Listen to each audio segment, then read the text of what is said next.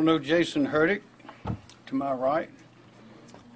We're glad you're here. We have more information. There have been a few changes and updates. I'd like to call on first John Coelho with the weather report.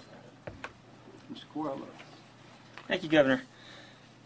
The latest on Irma as of 2 o'clock, it's still a Category 4 hurricane with wind speeds of 155 miles per hour.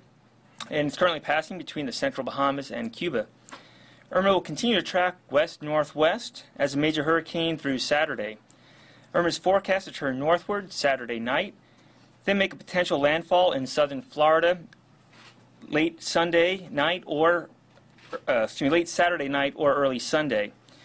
The forecast has shifted westward since this time yesterday, with the official track taking it northward across the Florida Peninsula through early Monday. This interaction with land will cause Irma to weaken as it lifts northward toward the area. Irma is then expected to move northwest across Georgia Monday and Monday night. While this track will bring less significant impacts to the state, there are a few things to remember. One, the wind fields will become larger as the storm lifts north, and the impacts from the storm extend a great distance from the center. The heaviest rain and highest threat for tornadoes is on the right side of the track. Any shift to the east, which is certainly possible as the storm is still 3 days out, would bring much greater impacts to the area. In terms of impacts, even with the track, storm surge inundation of low-lying coastal areas is likely along central and southern portions of the South Carolina coast due to persistent strong onshore winds and higher than normal tide levels. In fact, coastal flooding is already occurring in some parts of the low country. If the storm were to track farther east than currently forecast, which is a possibility, storm surge flooding could be significant. We will continue to work with the Hurricane Center throughout the day to refine the storm surge forecast, which is potentially one of the greatest impacts we can see. We should also mention the tropical storm force wind gust, potentially strong enough to cause scattered damage to trees and power lines, could occur throughout the state. The best chances for the strongest winds are south and west of Interstate 26. These winds will also likely result in some power outages. Significant amounts of rainfall are possible, which could lead to localized flash flooding, and minor to moderate river flooding is also a concern toward the middle and latter part of next week. So we ask everyone not to let your guard down with the latest change to the forecast. Significant impacts could still occur across the state, and it's important to follow the advice of local emergency management officials. Thank you. Anybody have any questions about the weather report or predictions? Any height in terms of storm surges possible? We're going to work with the Hurricane Center today to try to refine some numbers and be able to give you a little more detail this afternoon. But with the track of the storms to the west, we're still concerned that we could see some storm surge flooding, and we already have higher than normal tides right now causing issues. So we want to refine those numbers some before we... Where is that flooding occurring now? I believe along portions of the Charleston County coast. I heard of some reports of homes potentially being undermined from the rising water levels there. Normal flood-prone locations, but right now there are already some strong winds pushing those water levels a little bit higher than normal. With the release of water from the dams upstream, is that also causing the inundation problem? Is it affecting it at all? No, that's not impacting the inundation that we're seeing along the coast. That's just due to the onshore winds and the higher than normal tides. Any release on the dams would have an effect on the rivers, but right now we're not expecting anything to get really above minor or moderate flood levels on the area rivers. But the two joining at the coast isn't contributing at all? No, it shouldn't be a factor. By undermining houses, what he means is the water is under the house. It's reaching the homes. And some of the spots that typically experience flooding when we have higher than normal tides. So, but we are already seeing that, and we expect conditions to only worsen as we head through the weekend, especially by Monday. Okay, thank you. Briefly, the Team South Carolina has already been introduced to everyone, and of course we're still doing, and we're in the same status as we were yesterday. That is that, number one, there are a lot of additional vehicles on the South Carolina highways, particularly I-95. As you know, this hurricane is coming up through Florida and Georgia, and with its apparent turning to the west, that means Georgians are not going to the west, but they're turning more towards the north and the east, which brings them right up I-95. So there's going to be a lot of extra traffic On South Carolina roads, highways yesterday, there were about 27,000 extra vehicles, more than normal. And today there are about 65,000 extra vehicles, more than normal. So there's a lot of traffic, and what we urge South Carolinians and others to do, if you don't need to get on that highway, don't need to get on these big highways that these pass-through visitors would normally take, try to do that. Go another way, and let's try to relieve some of that traffic so they can get on through as quickly as possible. Also, the Department of Social Services and Red Cross have 52 shelters available in 12 counties. These are 45,350 capacity there for evacuees. We have 2,400 National Guardsmen on duty to assist in the evacuation, as we stated yesterday. Also, as stated yesterday, we have 2,358 state and local law enforcement officers on duty for the evacuation.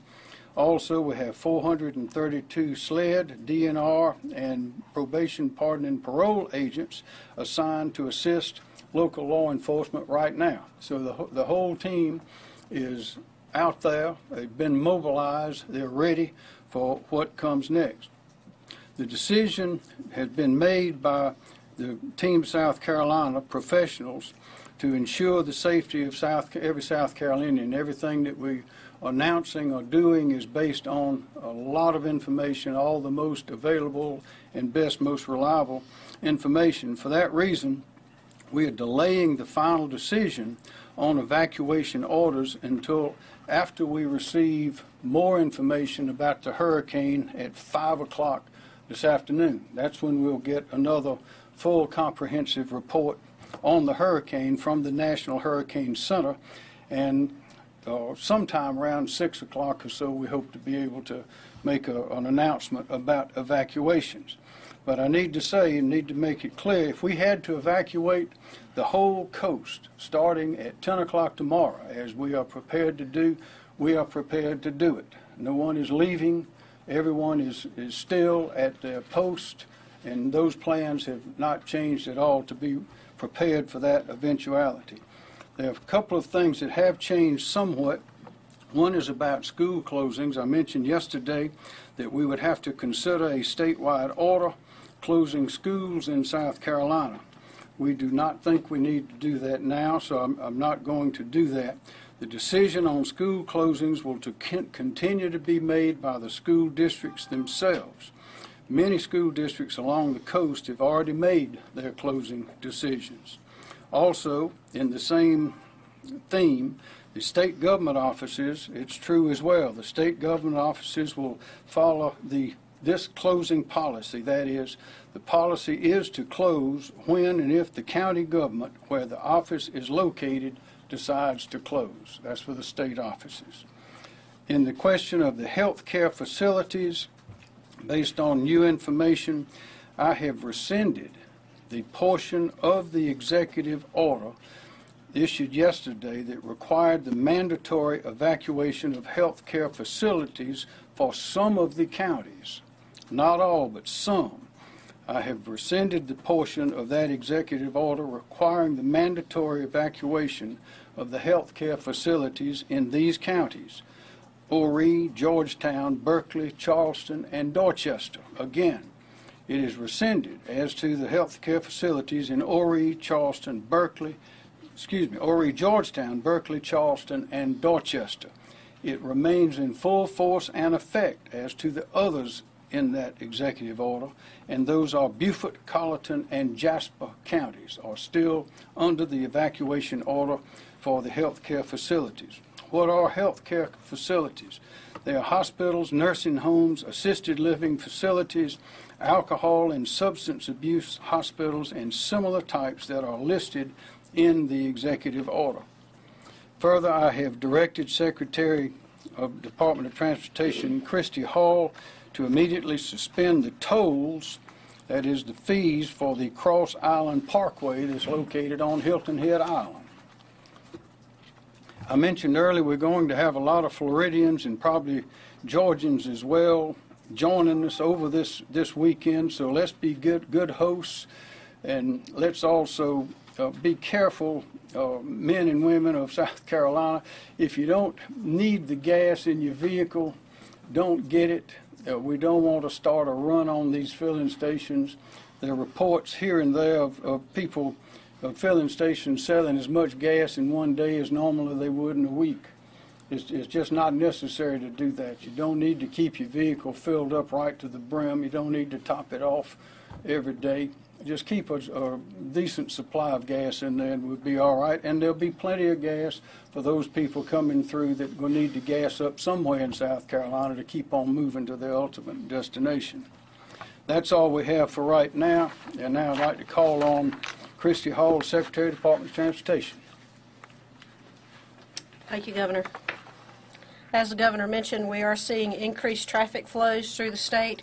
We reported yesterday about 27,000 additional traffic loads on our highways. That number has increased by an additional 65,000 as of today, so we're looking at more than 92,000 additional vehicles traveling across our interstates in the South Carolina. There are pockets of congestion across the state. I-95, sections of I-26 are congested, as well as US 321. Traffic is heavy, however, it is moving.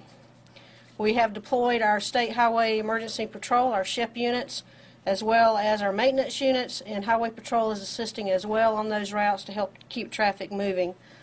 And we've moved to 24-hour operations along those routes to make sure the traffic continues to move.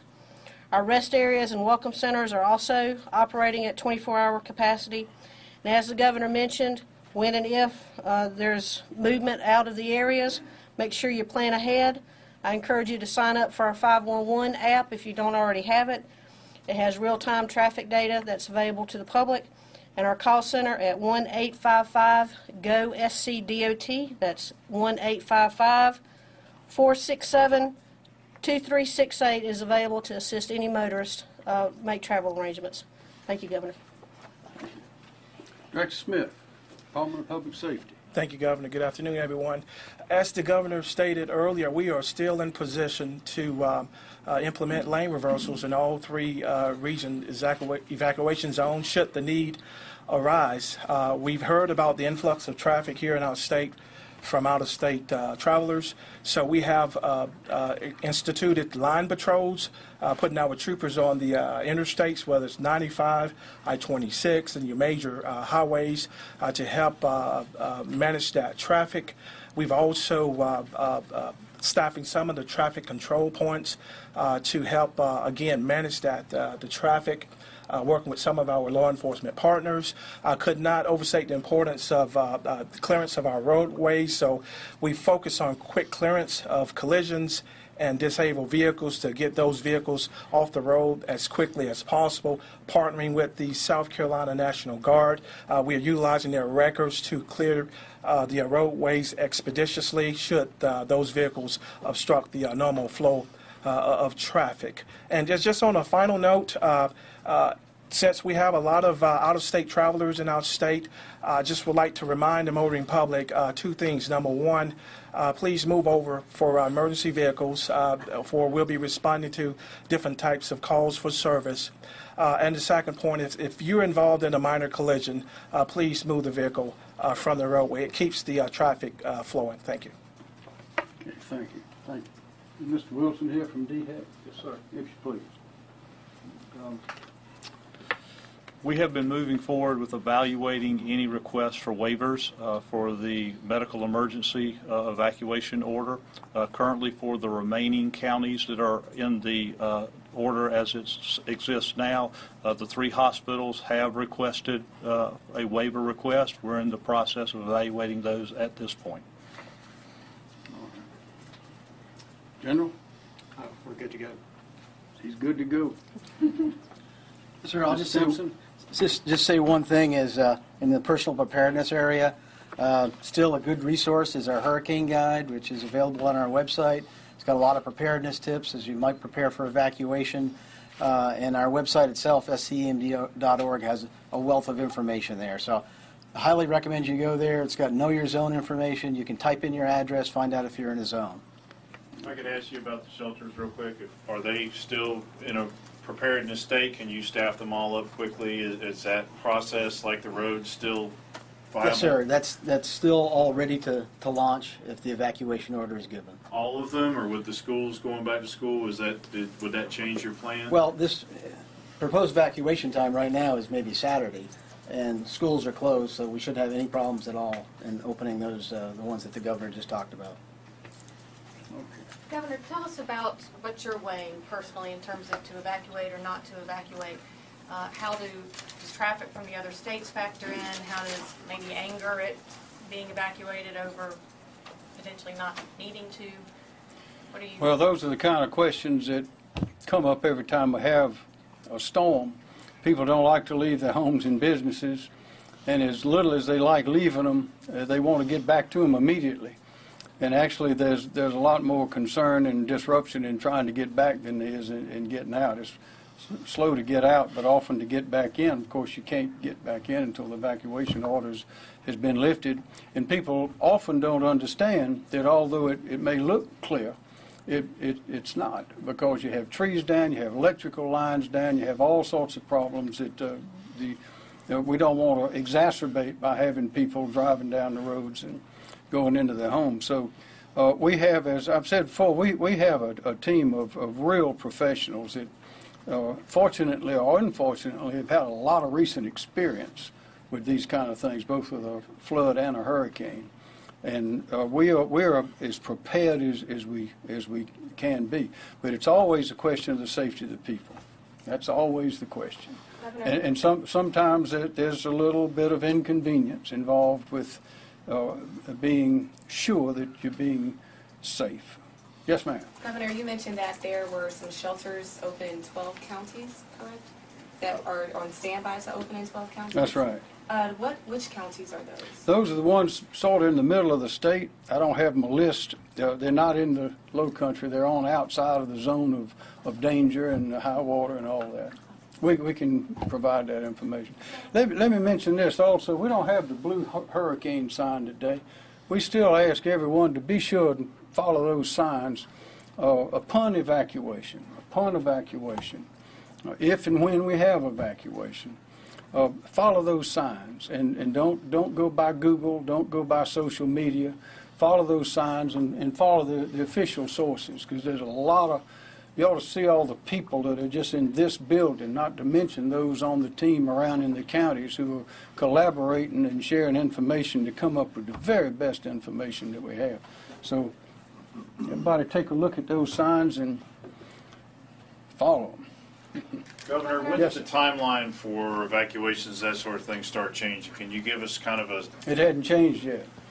Well, when did we start looking at the possibility of this not being what we were thinking? Well, it has never changed. We've said from the beginning, and everyone has been watching the same weather maps. Maybe we have a few more access than the average citizen, but we've been watching them assiduously with teams of professionals all over, and you never know where a hurricane is going to go. This one appears on the trajectory that it is on now to be headed a little more to the west than we thought, but we could wake up in the morning, it could have doubled back on us for all we know. That's why, as we mentioned earlier, we are still mobilized. We still have the law enforcement, the emergency people, the National Guard. Everyone is still in place. We haven't budged. Depending on how What far advice would that... you give to families who are evacuating to this area with pets? I know a lot of shelters don't allow families with pets, and a lot of hotels don't. So what advice would you give to those families? That's why you have to plan ahead. That's why we're urging people to make telephone calls, find out which places do allow pets, which don't. Be sure to understand that you may not be going home for an indefinite period. We don't know when it's going to be, and we don't want to add to the problem by having people with pets that don't have the medicine or don't have the right food or whatever they need. So it's every individual is going to have to do that. There are messages and things on television and various sources that have information about where pets may go in some hotels and things. But that's something the individual is going to have to do. But the main thing to do is just understand you have to make those decisions, make those preparations, and go on and get it done now while we got some time. If There's some concern that with the Floridians and Georgians moving north, that if we wait to call for an evacuation, it may make a standstill on the roads. No, ma'am, we don't believe so. We're watching this very closely, and the routes for getting away from the coast are clearly marked, and we will have signs and messaging that can be changed and tailor-made in an instant to try to get the flow of traffic to go here or to go there to prevent exactly what you're saying. But what we urge everybody to understand right now is, and until we say otherwise, they should plan on an evacuation order tomorrow at 10 o'clock. Now, that's been our position all along. Now, we may change that, but they should not change their preparations until we change our announcements on that. Are the lane reversals on I-26 and I-95 dependent on the evacuation orders? Yes. Or could there be lane reversals without evacuation orders? Depending on the track of the storm, is there a possibility at least some parts of the state won't have to evacuate? Possibility.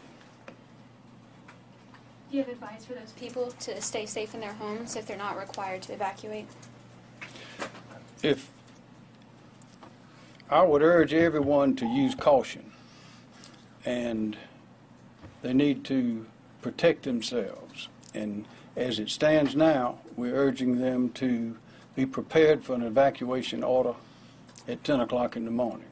And that may change at 6 o'clock this evening when we get information after 5 o'clock this evening from the full weather predictions and reports and more details. But as from now, just as our mobilized professionals, law enforcement, National Guard, and the others I mentioned, they're still on duty and they're on the scene. Everyone else should take that same kind of precaution. And where can people park their cars at higher ground? Will there be garages made available? Ma'am, that's one that people will have to make preparations for, but we know one thing for sure. The ground is higher the farther you get away from the coast. So get away from the coast. Are there any areas in the state, like Myrtle Beach, for example, where you can take evacuations off the table at this point? We're not taking anything off the table at this point except for the mandatory evacuations of those health care facilities. And that's not all of them. They are in some counties, but we're remaining in Jasper, Beaufort, and Colleton. They are still under the evacuation. You mentioned people didn't need to go fill up their cars with gas. Are you concerned about a shortage in the state? I am concerned about spot shortages due to a panic. We've been through these things before. You got to be reasonable. You don't need a full tank of gas if a half a tank will get you all the way to Spartanburg.